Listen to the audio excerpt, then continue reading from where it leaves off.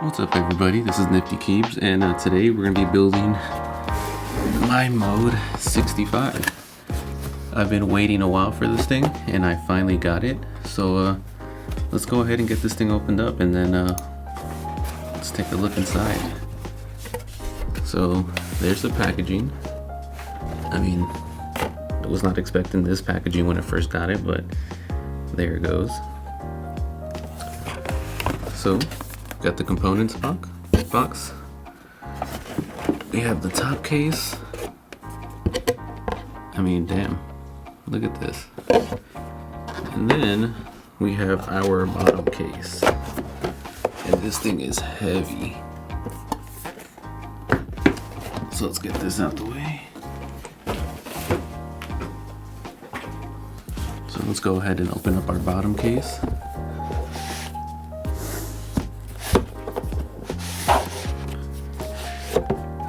Man, this thing is heavy.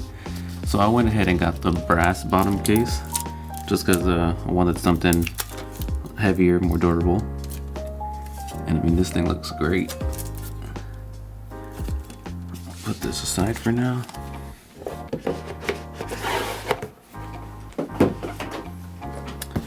Now we have the top case. I went with the E-white top case. I really like the way it would look. And holy crap, this thing looks great as well, as y'all can see. That would just go right there.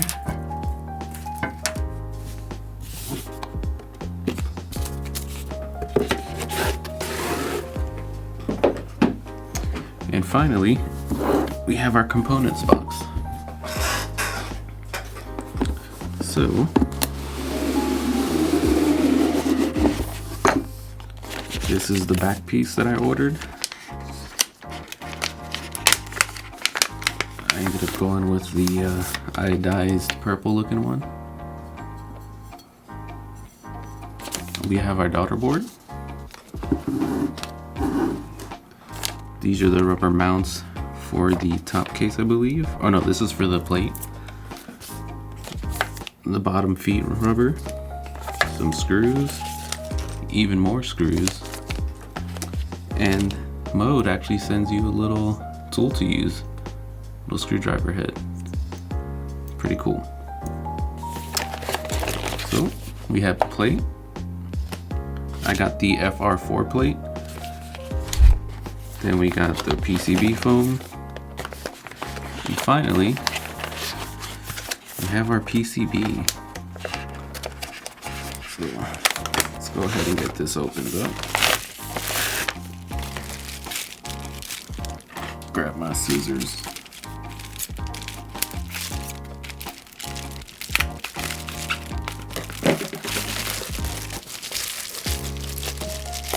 Oh boy, I went ahead and got the hot swap PCB because I wanted some easier setup. I don't want to have to deal with having a solder, so I went with this. And boy, is it pretty. Cannot complain about this at all.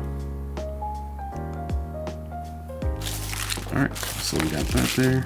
So the first thing we're going to do is we are going to get the bottom feet put onto the bottom case.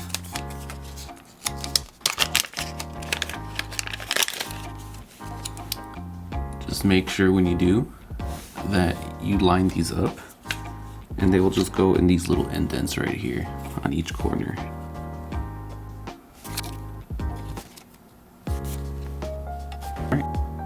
Our next step is going to be connecting the daughter board. So get this out of the package.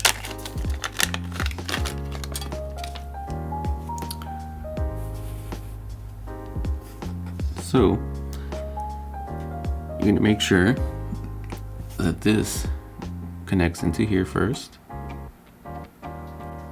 Always double check that you're putting this in the wrong way, you don't want, or the right way. You don't want to force it in there, it should just slide right in. Make sure the pins are aligned. And there we go. We got this set up.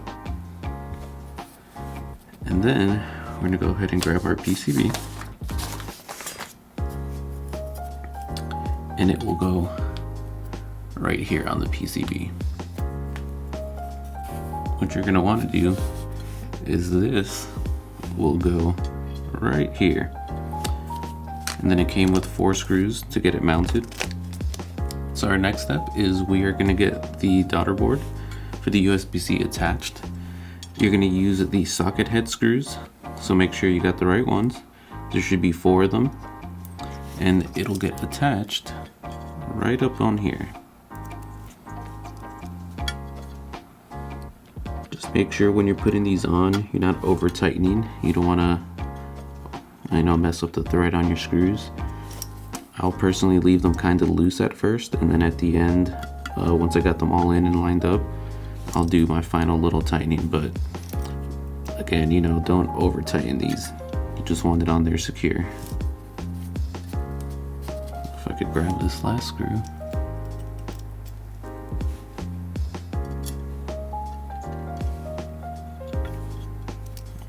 We'll get it all lined up. Now that it's lined up fine, let's go ahead and do our last little tightening adjustment. We'll take a look, make sure the USB-C is lined up right. It's a little bit to the right, so go ahead and loosen this.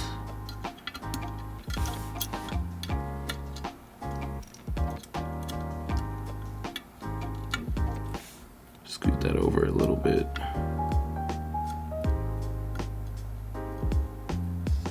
Right there's where I want it.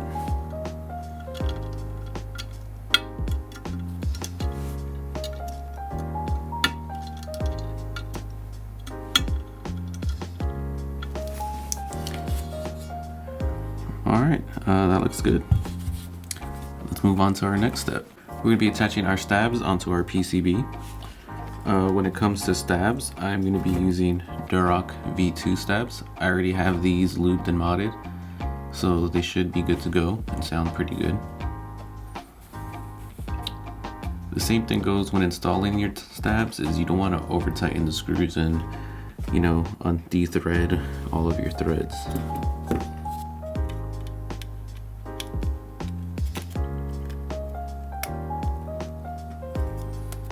You're going to want to hold it in place from the other end.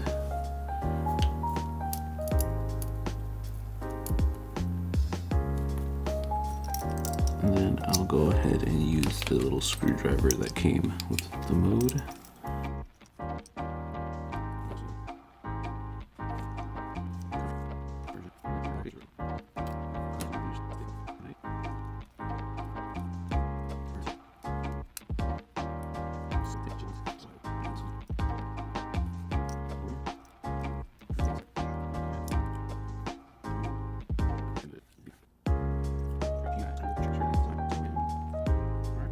Now that we have our stabs on there, we're gonna go ahead and get our PCB foam. Make sure it lines up. Oh, I have this backwards.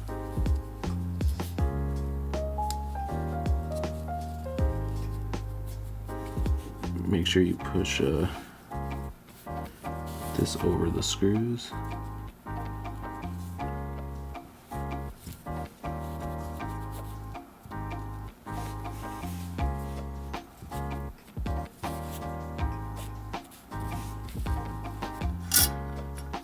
Now that we have that, we're going to go ahead and grab our plate.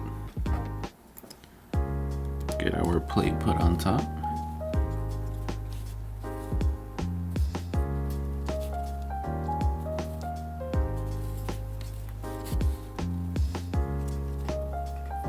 Make sure it's all lined up.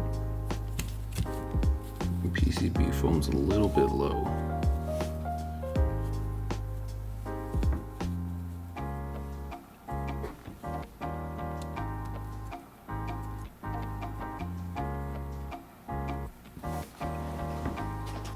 Alright guys, so for switches, we are going to be using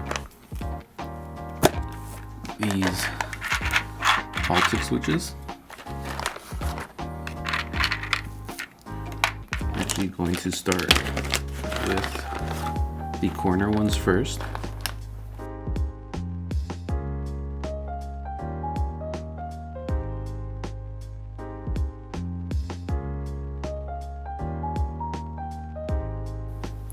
And when you do this, you want to make sure that this little piece right here is actually coming all the way through. If it's not all the way through, it's not going to be set properly.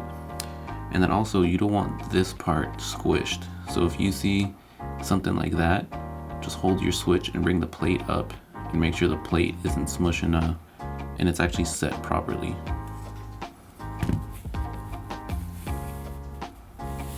So go to a quick time lapse till I get all these done.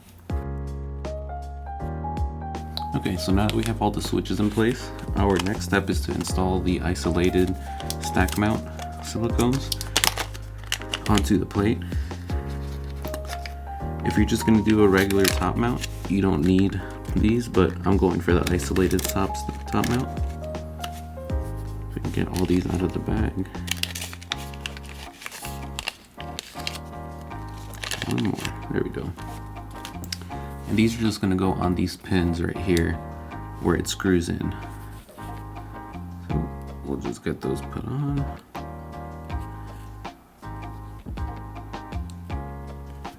You can get these in different colors, but I went for the black. I just like all blacked out. And then I knew I was getting the FR4 plate, so why not, right? I'll drop that one.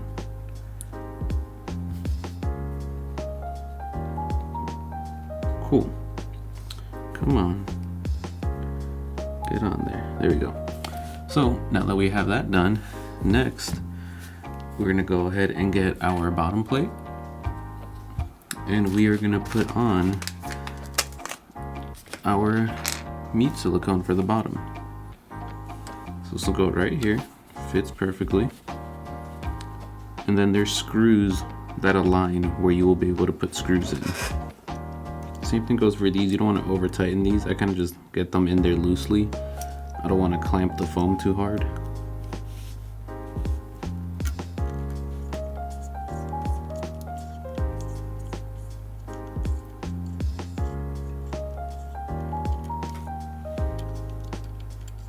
Yep, see right there? I just went past the foam.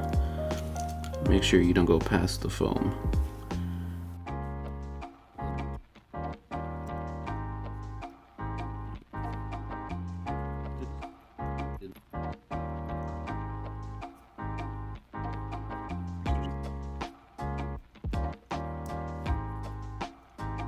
Now that we have those down, we are going to go ahead and get our, let me grab that. We're going to get our top case. You're going to go ahead and place your top case facing down. Oh, this boy is heavy. Then, once you got that face down, we're going to get our PCB plate, and you are going to turn it over. Place it in there. Make sure it lines up. Then we're gonna get the button head cap screws. We're gonna need the smaller screw tip. What did they give me these for if they don't work on anything? Well, they just gave you an extra screw head. And now that we have that on there, we're gonna go ahead and secure these down. Make sure when you do these you don't over tighten, because then you're gonna end up going past the silicone on the tabs, and then there goes your isolated stack mount.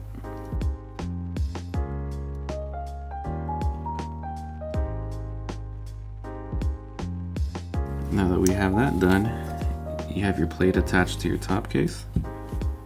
We have to insert our bottom case onto the top. So we'll flip this back over. Make sure the bottom has a lip right here. So you want to make sure you put the bottom in first. And then once the bottom is in, you should be able to put this on. Just make sure when you're doing this, you're gonna want to plug in this while you have it in. So what I'm gonna do is actually, I'm going to lay this down. Then with my other hand, I'm gonna get that plugged in. And you wanna make sure your wire alignment is good to go before you actually close it. Let me make sure I plug this in right. So this will go like this.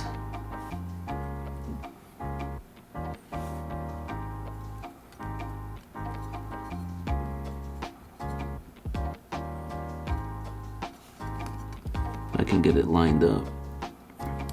There we go. Now once that's plugged in, you should be good to go. Just manipulate the cable and make sure it's aligned right and how you want it when you close it. Here we go. And then now, let's flip this over and we're gonna get these screws installed right here. We're gonna use these silver screws that came with it, and these are gonna close up these 4 right here.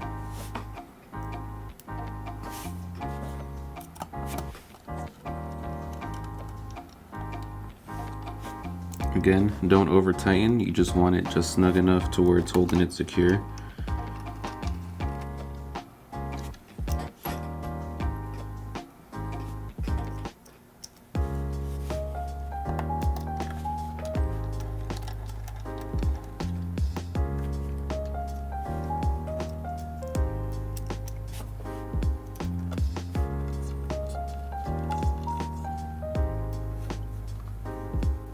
We have it all put together for the most part, but the final step is going to be installing the magnetic top cap. So, like I showed y'all earlier, I got the anodized purple one. Looks amazing. I love the way it looks, and you'll see at the top, it actually has a little cutout to where it lines up with your USB-C port. So just make sure when you pop it on, it'll just snap right on there because it's magnetic. And there you go, you are good to go. It is pretty much built. Last step finally is just getting our keycaps put on.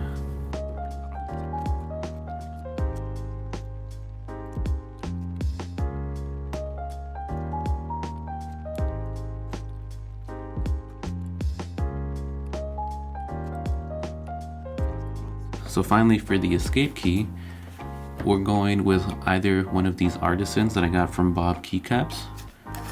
So I don't know if I should go with the blue and purple Gengar, or should I go with the black and green coffee? Let me give y'all a closer look at them so y'all can see what they look like. I'm honestly probably gonna go with this one, but I just got the coffee, so I lied. I'm actually gonna use the coffee. And let's get them on there. And there you go, guys. That is my Mode65 build.